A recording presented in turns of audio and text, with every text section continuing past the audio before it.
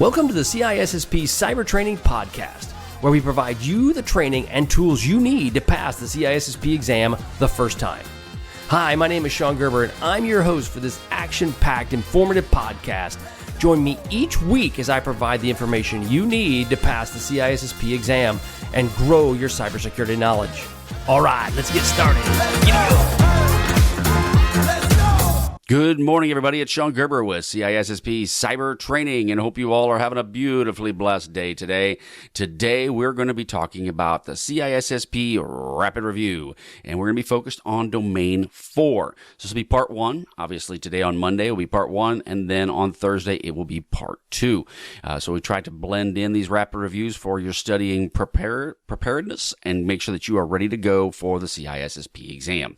But before we do, had a quick article that I wanted to share with you all. It is actually on CSO Magazine. It's on the website they have there. And it's a disgruntled developer gets a 4-year sentence for revenge attack on employer's network.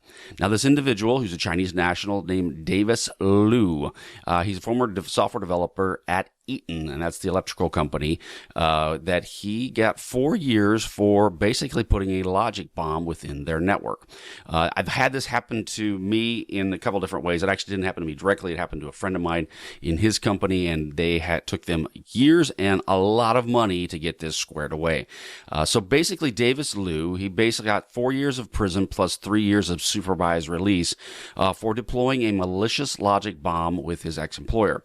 So his employer was going to let him go. So what did he do? He decided to go ahead and put in a logic bomb within his network that was tied to Active Directory. So the moment that his credentials would become deactivated or disabled, then a kill switch would be enabled, and then it locked out thousands of users by deleting employee profiles and crashing the servers via an infinite Java thread loop.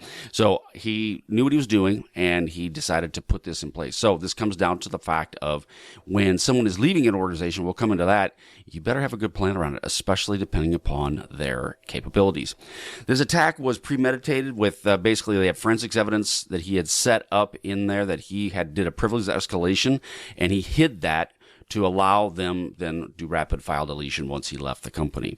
So this is the interesting part, is that he knew exactly what he was doing, and he had the credentials to do this as a software developer, senior software developer. And then if you read through the article, it says that once he was demoted, that was the point where he made the decision, I'm out, and I'm going to take these people out with me. So this caused hundreds of thousands of dollars in operational damage, but I would say from legal standpoints, the friend of mine that had this same type of situation occur with him, there was the operational impact that it had, but then there was also the legal aspects, and it went in well over $1 million when it was all said and done. So it's not an inexpensive endeavor, and plus all of the aspects of causing some sort of reputational damage, everything else, it's chaos. So the point of it is that as we talk about this in the CISSP, you're getting it. The main focus we talk about on CISSP cyber training is understanding more than just the information to pass the test, is how do you do this within your organization. And so you need to work with your HR people. You need to also work with your folks that are dealing with your infrastructure, and you need to have a really good process in place for employee termination. That includes anybody within the organization, but especially IT folks that have privileged escalation, or privileged capabilities. The part in this situation, as a senior software developer, yeah, he did have credentials to do the things he did. However, to be able to manipulate Active Directory to the level he did within the Eaton Corporation, that's obviously they're a large company. He obviously had some level of credential creep, and there was given too much in permissions related to the company. So there's a lot of things that could potentially go wrong here that maybe Eaton could have done better with from an exit standpoint, but as well as the moment you know that someone is, we used to look at him as on a PIP, where a performance improvement plan. If I had someone that was a senior developer that was on a PIP, then the eyes of Sauron are on that individual, and I am watching what they are doing. And if you force people to have credentials that are locked up within, say, CyberArk or someplace like that, you now can watch and see what they do with them as well. Now, there is no obviously easy button with this, and there's no perfect solution, but this individual had way too many credentials and way too much power for him to be able to do this and what he did. So ideally, you need to really kind of look at that within your organization. Have a good exit strategy for your people. Make sure you work with HR and you work with your IT professionals to know what you have in place to prevent something similar to this happening on your network. Okay, so let's get started into Domain 4 of the Rapid Review, Part 1. Hey, all, Sean Gerber with CISSP Cyber Training, and today we're going to be talking about the CISSP Rapid Review. This is for Domain 4. This is the exam prep that we put out at CISSP Cyber Training, and Domain 4, Communications and Network Security. Okay, so this is the question breakdown for Domain 4. As you look at this slide, all the different domains from Domain 1 through Domain 8 are all part of the percentage that you would have for the CISSP exam. But if we focus on Domain 4, there's about 13% of the questions that you will see for the exam will be part of this Domain 4. Now, you go to CISSP Cyber Training, you can get access to all this content that's available to you. If you are watching this video, this free video that's out there, we have tons of free resources at CISSP Cyber Training that are free. If you want to self-study and get ready for the exam, all my free content will help you do that. If you need a little bit more help and you maybe some more guidance around some of the content and maybe directed videos to help you walk you through each of the actual domains, you can also have my paid resources and my mentorship product as well. So all that's available to you at CISSP Cyber Training. But the main focus on this slide is just to focus on 13% of the questions will come from Domain 4. Okay, so let's roll into this. So this Domain 4.1, access and implement secure design principles in network architectures. Now, in this domain, in this section, Domain 4.1, we're going to be talking about the OSI model, TCP, the OSI and TCP IP models that are there. And kind of, again, the ultimate goal of the Rapid Review is just kind of a quick overview of what you may expect to see on the exam. So when you're dealing with the OSI, it's a 7-layer conceptual framework that is set up specifically for standardizing network communication functions. And the OSI model helps dramatically to help you kind of give you that plan of what you can expect to see. And the ultimate goal is you have your transport layer, you have your data layer, you have the various layers that are tied into the OSI model, and that is a key factor when you're trying to have standardization around network protocols. Then there's the TCP IP layer. This is the practical 4-layer suite that underpins the entire internet. TCP IP is an important partner, or the important part of the overall internet itself, and it is a key integral part of all modern networks today. Now, when you're dealing with these different types of models, there is a security thing you need to consider. And then this is essential for any sort of multi-layer defense strategies, that you have a good plan around OSI and you understand the TCP IP stack. It's an important part, because you'll have an aspect of TCP IP connections that are occurring between 2 points. You're going to have to understand, am I getting the connection? Why am I not getting a connection? Is it because there's a SYN and there's a SYN ACK? Is there the termination or the FIN flags that are kicking off? You're going to have to understand those different types of flags and how the importance of those.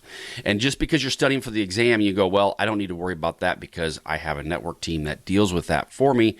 You're going to have to know how to communicate with your network team on the various parts of the OSI model, because you could be having data loss in various stages, or you may also have to know what are the different flags that you are dealing with as it relates to TCP IP.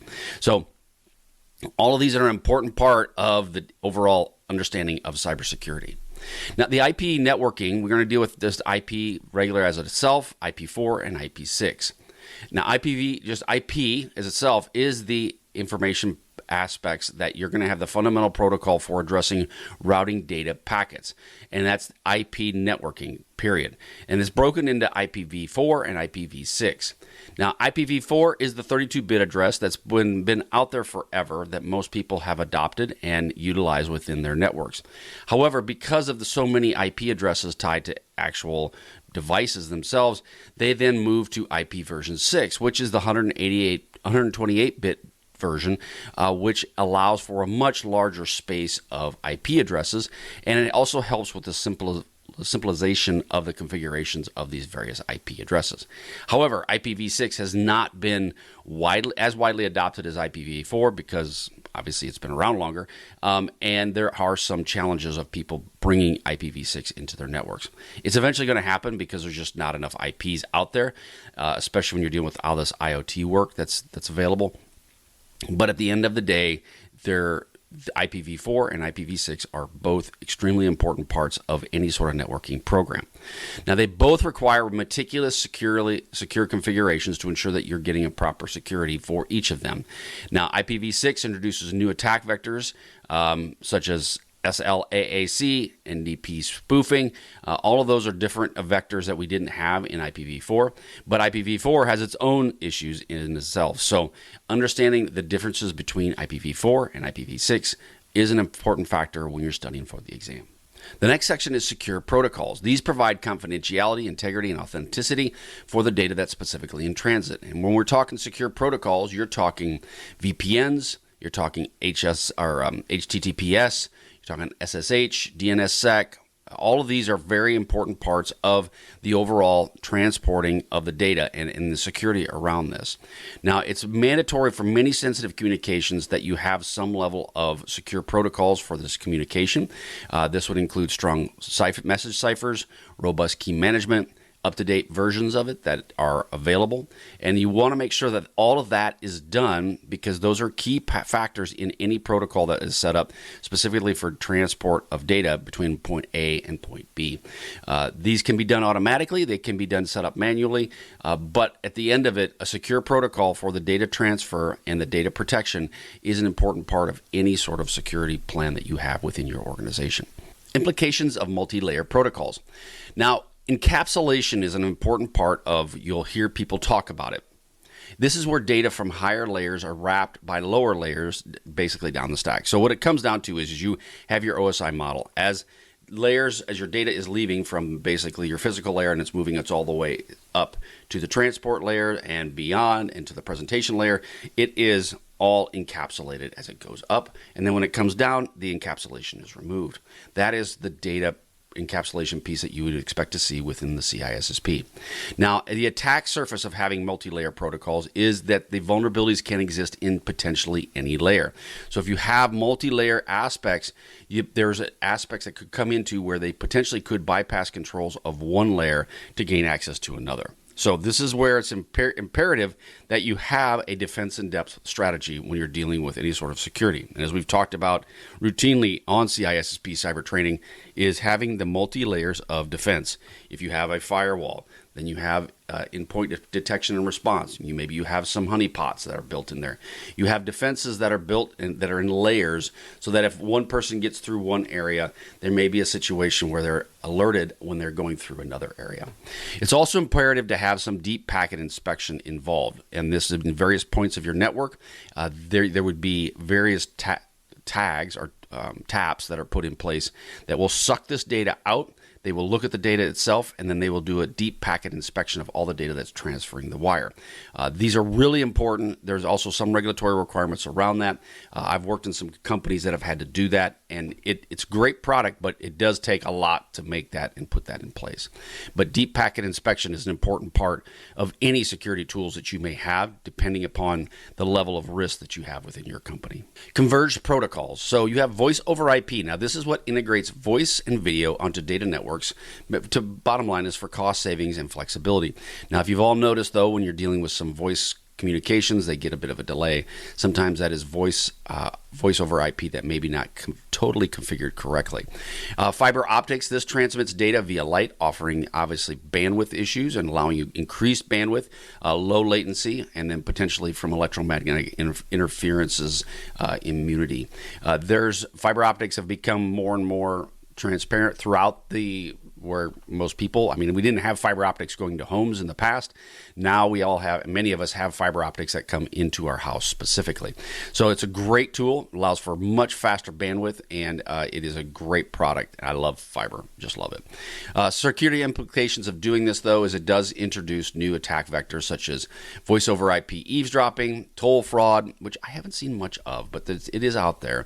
Obviously, denial of service on the call managers and various other aspects that could affect your fiber optic aspects. So there are, again, as we get new technologies and new capabilities, then they become also a target for the bad guys and girls. Microsegmentation. This divides networks and data centers into various other highly granular areas, and it does allow you to have some really good security segments in place to, one, manage the data, two, but also to manage the workload. So the microsegmentation, I feel, is a really important part of any organization. However, like anything else, if you don't have a good plan on how to do microsegmentation, a lot of times it just gets thrown together in one big bucket, and then you're really not, the benefit that you're looking for is really kind of negated and limited based on that. It does significantly limit the attacker's lateral movement, and it reduces the breach blast radius. In the event that somebody were to gain access to a bunch of data, the amount of data that they potentially could get because of microsegmentation can be dramatically reduced. But again, back to the first point, if you don't know what you're doing and you just kind of throw everything in one bucket, it isn't as beneficial as it potentially could be. It does require sophisticated granular firewall rules, and often it's considered what they call software-defined networking, or SDN. It takes a special person who understands how to do SDN communications and how to do SDN firewall rules. It's not hard, right? I've done it myself. I've worked with some very smart people to kind of help guide me in some of this. It is not difficult. However, it does take a much bigger approach to understanding the network and what you're going to do within your network. So you just got to have a good plan before you deploy something like this. And it's better to start small than to go out and think of and get too big when you're dealing with deploying these SDN type of capabilities. Wireless networks, obviously the technology uses radio waves and mobility to ease of deployment. We all use Wi-Fi, and Wi-Fi is well known and well used. And so because of that, though, they're increasing the encryption capability of that. It does require WPA 2 and 3. Obviously, you can incorporate it with radius, and there's also other sort of rogue AP detection that would be your auxiliary or access points detection that is out there as well. We used to do in the old days, we would go around and look for access points with just basically a device like a Geiger counter, and it would go and look for other wireless access points that were enabled. They've incorporated a lot of that into the device themselves, and they're looking for rogue Wi-Fi outlets. So great capabilities in the Wi-Fi space. Now, obviously, the security implication of this is it's inherently susceptible for eavesdropping potentially, and then rogue APs, big deal for rogue APs. I've met with them a lot. I've had to deal with those situations. And they can deal with brute force attacks, and you do require strong encryption and authentication are an important part of any Wi-Fi network. Again, Wi-Fis are great, but just throwing them up out there, shadow IT, all those things just kind of start rolling on themselves. So it's an imperative that you do have a really good plan when you're deploying Wi-Fi within your network. Highly recommend that you find maybe potentially a Wi-Fi person who does Wi-Fi really well within your network and talk to them. Cellular networks, this is where you have technology that's obviously 5G. It offers higher speeds, lower latencies. This allows for much better data transfers, and you're not limited to point places such as Wi-Fi locations. It does incorporate involving security standards, obviously, for improved authentication and encryption when you're dealing with 5G. The lower cellular capabilities of LTE and 4G, they had security implications that are not as strong and robust as 5G, and therefore it's imperative that you move to 5G if possible. But there's different types of threats that can affect 5G networks, such as IM-SI catchers, signaling attacks, supply chain vulnerabilities, and so forth. IoT is a big factor when you're dealing with 5G, and there's some vulnerabilities that can be incorporated there as well. So it's really important. Again, we talk about all this stuff over and over again, but having a good plan on how you're going to deploy this within your networks, the use of each of these technologies is a crucial part of your overall security game plan. Okay, the last section of Domain 4.1, this is going to be with CDNs and content delivery networks. Now, these are geographically distributed proxy servers that are basically caching the content that are closer to where you're at to increase the speed and resilience. CDNs are an important part of the way the internet works today, and especially with as much content that is out there, CDNs have to be used. They really do. Now, the problem is if they get DDoSed, if they get denial of service attacks done on them, then they can go down, and then it causes all kinds of latency issues. But they have DDoS mitigation, they have WAF capabilities, and then they, in many cases, have TLS termination and secure content caching. Okay, some of the security implications that are involved in this, it does introduce reliance on third-party security postures that are third parties that are managing your network. Obviously, the CDN, it's relying on them to do the job right and to make sure that they have the security in place to protect your data. This includes potentially of cache poisoning, misconfigurations, or the need to protect the original server itself. So you are relying on somebody else to protect the data and to protect the communications, and that in turn does incur some level of risk to you and your company. Secure network components. This is domain 4.2. So operation of hardware. So when you're dealing with different secure components, you want to have redundant power set up, and this would be UPSs, uninterruptible power supplies. You may have generators in place as well. This to ensures you have continuous operation of these critical network devices and systems. Again, you have to understand which ones are these critical systems, but you want to have some level of redundant power for these. This could also potentially include redundant networking capabilities as well, depending upon if this is required, your critical system is required to have network connectivity outside to the world. You may have to have another circuit specifically brought in for that specific need. Warranty and support, we've talked about this with Microsoft routinely, is that the relying on vendor warranties and support contracts for timely and hardware replacement, firmware updates, and technical assistance. You need to make sure that you have a good plan around the warranties, how you're going to pay for those, how you're going to maintain the support with those, and it comes down to is some of these systems may not ever have support because they're so old. How do you deal with that? That's a different conversation, but again, warranty and support is an important part of all of your networking plans. You need to ensure you have availability and resilience for your network infrastructure. A lack of redundancy or expired support contracts will lead to single points of failure. I've seen it happen where your contract hasn't been negotiated. You think you're good, the contract goes away, you don't have support, and now you're spending 3 months trying to get your contract back up to speed, and you're at that point in time, you're vulnerable. So if you're a security professional, understanding your legal and your regulatory space is good, but also understanding your contractual aspects are an important part. A company I work with, we've actually done contractual reviews for people to make sure that they have the right contracts in place for their people. Transmission media. So you have different types of transmission media. You have twisted pair, which is your UTP and STP. You have coax, you have wireless, you have fiber optics. We've kind of talked about those as well. And the ultimate point is that you want to determine which ones do you need to use, and you need to understand those specifically for the CISSP. Now, they will vary in bandwidth, distance, cost, and susceptibility to interference based on the product that you get. You deal with Cat6. It has ability to carry high levels of data across it, but then there's some limitations on the distance in which it can go. If you're dealing with single twisted pair versus multi-twisted pair, how does that work for you? All of those pieces are aspects that you need to be aware of when you're dealing with your transmission media. Different media have distinct vulnerabilities specifically associated with them. Copper, is an important part, but it is susceptible to eavesdropping, and you will see this and it isn't so much that we have many copper lines now, but in the past there was a lot of copper that went through buildings and so forth. It was extremely susceptible to eavesdropping and also to electromagnetic interferences as well.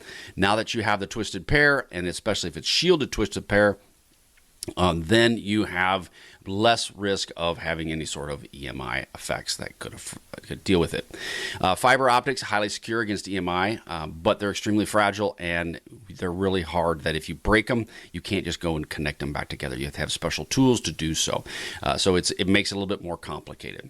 Wireless obviously is the most vulnerable to eavesdropping and jamming and unauthorized access, but it also is one of the most flexible and is pretty much used ubiquitously everywhere. So understanding your transmission media pair or your transmission media is an important part of your CISSP, and understanding how each of those pieces are crucial will help you as far as you're studying for this. Make sure you have a good grasp of each of those types. Network access control devices. These are designed as to enforce security policies on devices attempting to connect to the network, both wired and wireless. These can perform posture assessments where you're basically checking the device health, patches, antivirus, and so forth. It authenticates users and devices and then grants and denies or potentially quarantines the access based on your access that you're allowed to have. And these are network access control devices.